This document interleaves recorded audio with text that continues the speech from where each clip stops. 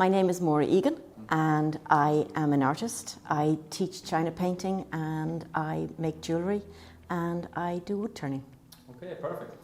And so how did you get yourself into this career? I went over to Portugal for 2 years and I studied China painting over there. And then I came back and continued painting over here. And then I started to took up classes in jewellery making and in wood turning. I lived over there for 2 years and I decided to do something and this caught my eye. Lovely stuff, okay, perfect. And so before this career, was there a transition from a previous role into your current job? Yeah, I was a hairdresser many years ago and then I moved over to Portugal and I decided to start studying China painting. Okay, perfect. So just a little change in direction. Yeah. Cool. But still, both of them are still like very creative. Creative, yeah. Okay, perfect. And did you have to do any training in terms of the jewellery making? I took a couple of classes over here. Yeah. And a lot of trial and error. Yeah, okay, perfect. Yeah. And what materials would you mostly use when you're making jewellery? It's mainly beaded jewellery and silver, stuff like that. Yeah. Okay, cool, perfect. What is a favourite thing about your job?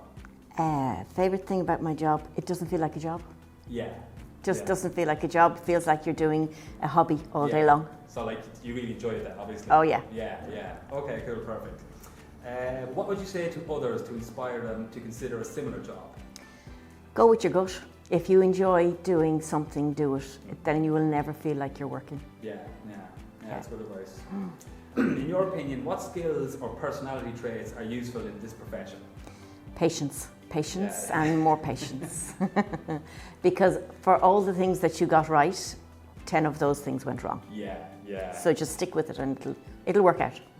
Okay, perfect. So what does a normal day look like for you in your job? Get up, look after animals because I run an animal sanctuary, and then I paint or I go out to my shed and work on my wood turning or my jewellery. So what inspired you to take up this sort of creative profession as opposed to something else? I've always, since I was tiny, I've always made things or painted or drawn, and it just continued on from there. So if you have a liking for it, do it. You'll figure out a way of making a living how to do it. Okay, lovely stuff. That's perfect, Maura. We'll keep things short and sweet. So thank you very much for joining us. You're more than welcome. And hopefully we'll see you again. Thank you.